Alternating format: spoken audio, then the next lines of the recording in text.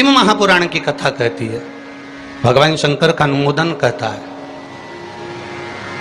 कि आपकी जो भक्ति है, भगवान धन से, संपदा से या सत्ता से या वैभव से या दौलत से भगवान कभी नहीं रीझता। अगर भगवान को चाहिए तो तुम्हारा केवल निर्मल मन चाहिए, भगवान को और कुछ भी नहीं चाहिए, तुम्हारा केवल मन।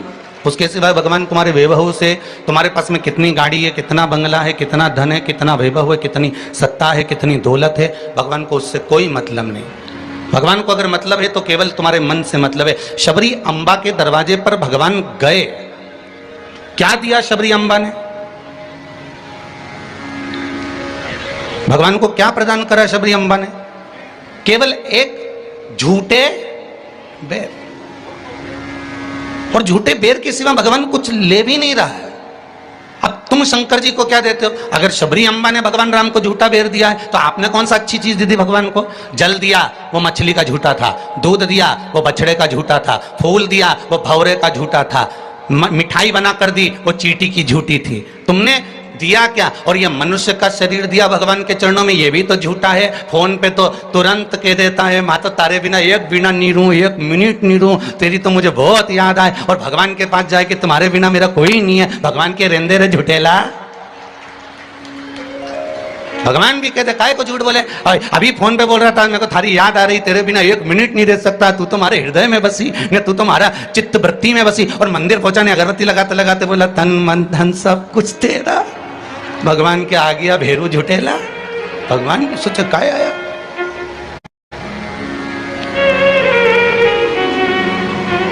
अगर शबरी अम्बा ने झूठा बेर दिया है तो हमने कौन सी अच्छी चीज भगवान को दे दी है?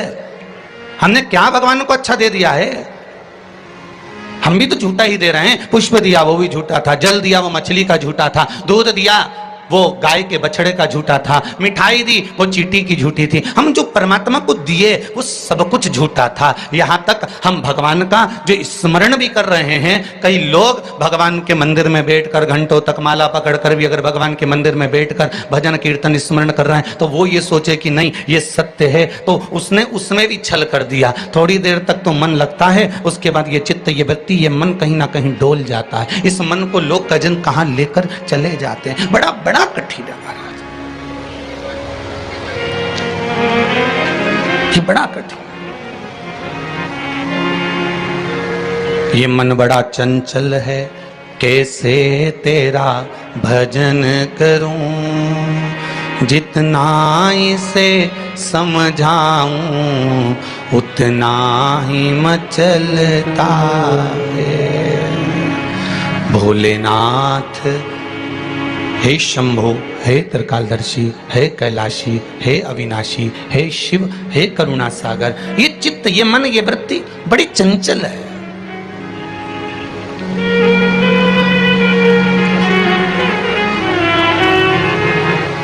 अगर ये मन, ये चित्त, ये वृत्ति थोड़ी भी परमात्मा में लग गई तो जीवन की सार्थकता हो गई। ब्रह्मा और भगवान विष्णु दोनों मिलकर मंथन कर रहे हैं। और एक बात बहुत ध्यान से सुनना, शिव महापुराण के इस चरित्र को याद रखना कि ब्रह्मा और भगवान विष्णु ने मंथन किया, और मंथन किया तो शंकर भगवान के शिवलिंग को प्रकट किया। आपसे भी निवेदन है, जब दोनों पति पत्नी, भाई भाई, घर के बुजुर्ग, माता पिता, घर के बच्चे जब एक साथ कहीं बैठे हुए हों तो शिव महापुराण की कथा कहती है आप भी शिव महापुराण का थोड़ा सा मंथन करो। उस मंथन से जो प्रकट होगा वो तुम्हारे घर का आनंद करा देगा। शिव पुराण का मंथन।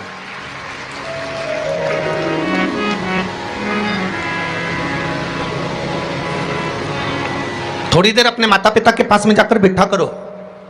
थोड़ी देर जब घर से जाते हो तो अपने घर में जो मंदिर है, अपने घर में जो देवालय है, अपने घर में जो शिव जी हैं, अपने घर में जो राम जी हैं, अपने घर में जो ठाकुर जी हैं, अपने घर में जो कृष्ण हैं, अपने घर में जो देवता विराजमान हैं, आप उनके पास जाकर बैठकर फिर अपने गंतव्य की ओर अपने कार्य के लिए जाइए। और शाम को जब आओ तो पत्नी और बच्चों से, परिवार से बाद में मिलो।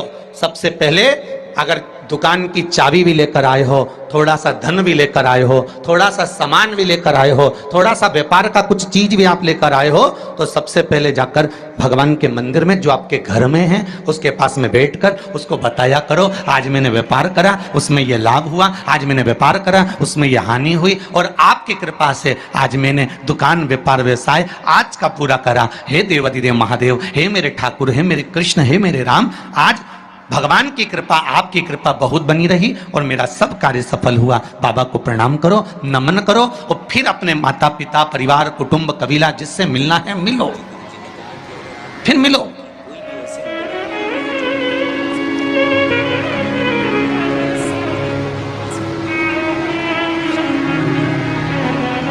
आज किसी ने एक प्रश्न किया था सुबह, गुरुदेव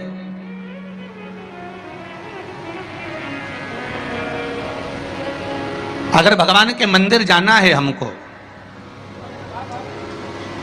और शरीर में अगर कष्ट है, शरीर में अगर रोग है, शरीर में अगर बीमारी है, शरीर में अगर दुख है, शरीर में अगर कष्ट है, तो क्या नहाना जरूरी है?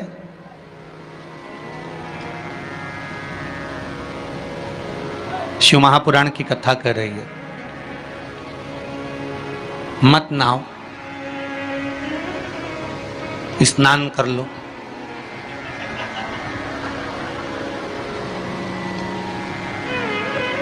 मत नहाओ, स्नान कर लो।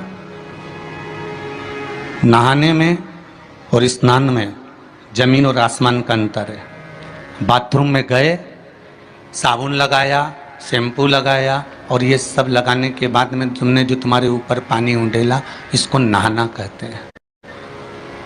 ठीक है, जो तुमने साबुन लगाया, शैम्पू लगाया, पानी डाला, उसको नहाना कहते हैं। और मंदिर में गए अर्थात आप बाथरूम में ना जाकर भी सवेरे से उठे और उसकी भक्ति में लीन होकर दिल से उसको याद कर कर और मान लो मुंह धोकर भी भगवान के दरवाजे तक पहुंच गए तो उसको स्नान कहा जाता है। कर लिया ना बहु? नहीं है ना शरीर में बल? एक पत्र में लिखा है किसी ने,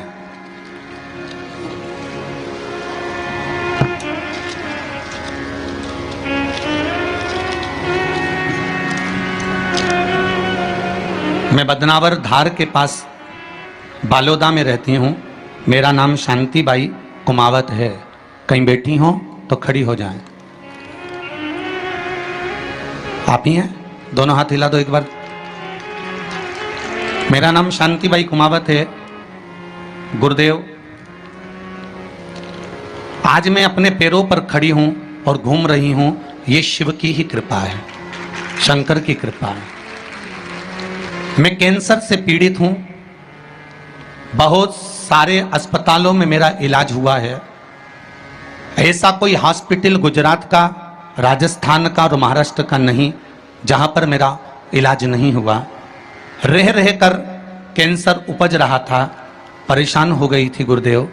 तब बाबा की कृपा से डॉक्टर ने कह दिया अब तुम्हारे शरीर में और ऑपरेशन का दम नहीं बचा, इसलिए अब तुम भगवान के ही सहारे जियो। और डॉक्टर ने अगले ऑपरेशन करने से मना कर दिया। मैं घर आ गई, शिव महापुराण की कथा सुनी और गुरुदेव अब मैंने भी विचार कर लिया कि ये शरीर मैंने शंकर को दे दिया। और गुरुदेव एक बेलपत्री शिव जी पे चढ़ी हुई अपनी पोती से, बेटों से बुलवाती और उस बेलपत्री को जल के साथ खाना चालू कर दिया। 2 कदम भी नहीं चल पाती थी क्योंकि कैंसर के ऑपरेशन इतने हुए थे। गुरुदेव आज मैं इस पंडाल में बैठकर कथा सुन रही हूं, ये शिव की ही कृपा है,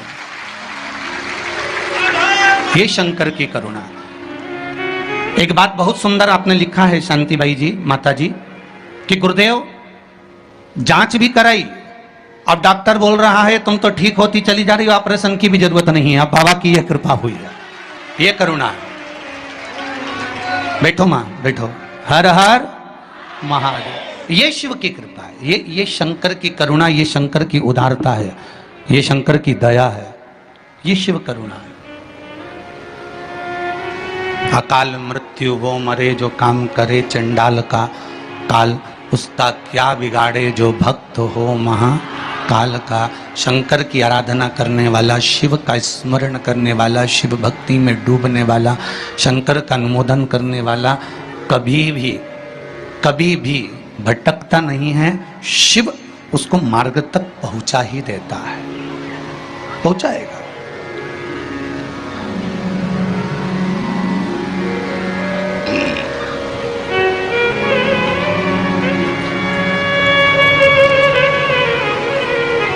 जितना शरीर का वजन है,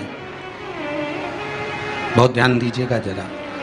बैसाख शिवरात्रि शिव महापुराण की कथा मिली है आपको सुनने के लिए, और बैसाख शिवरात्रि शिव महापुराण की कथा यदि आप लोग श्रवण कर रहे हैं, चाहे आस्था चैनल के माध्यम से सुन रहे हो, चाहे फेसबुक यूट्यूब के माध्यम से सुन रहे हो, चाहे इस पावन पंडाल में बैठकर सुन रहे हो, अगर श्रवण कर रहे हो तो ध्यान रखना, जितना शरीर का वजन है,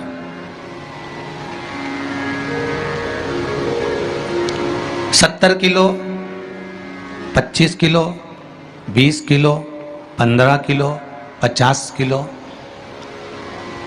उतना ही किलो के हिसाब से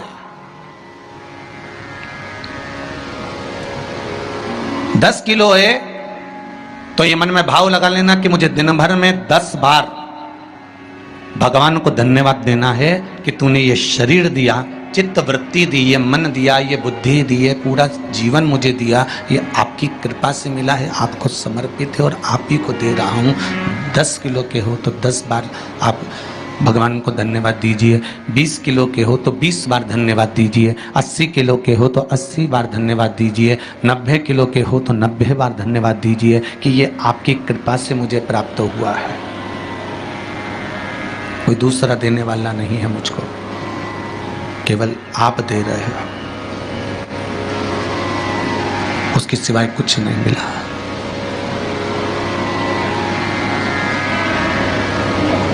बड़ी मुश्किल से उसने कृपा कर कर यहाँ भेजा है अपने को, बड़ी मुश्किल से भेजा। शंभो शरणे पड़ी मांगू घड़ी रे घड़ी, दुख काटो दया करी ने दर्शन आपको। भगवान से प्रार्थना करते रहो, निवेदन करते रहो, उसके सम चरणों में जाकर धूप लगाते रहो, उसको नमन करते रहो, उससे विनती बार बार करते रहो कि तेरे बल पर जी रहा हूँ, तेरी कृपा से जी रहा हूँ, तेरी करुणा से जी रहा हूँ, उसके सिवाय कुछ भी नहीं महाराज। भगवान विष्णु और भगवान ब्रह्मा ने मंथन किया,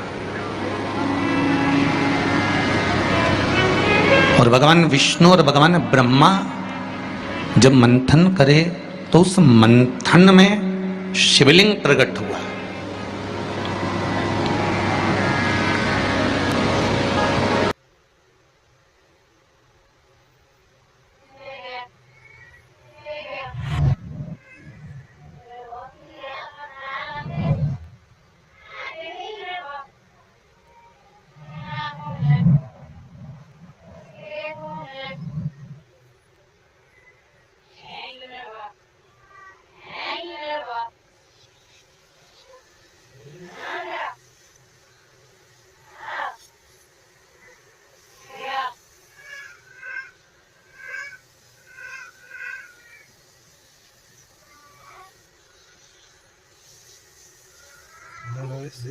Zona,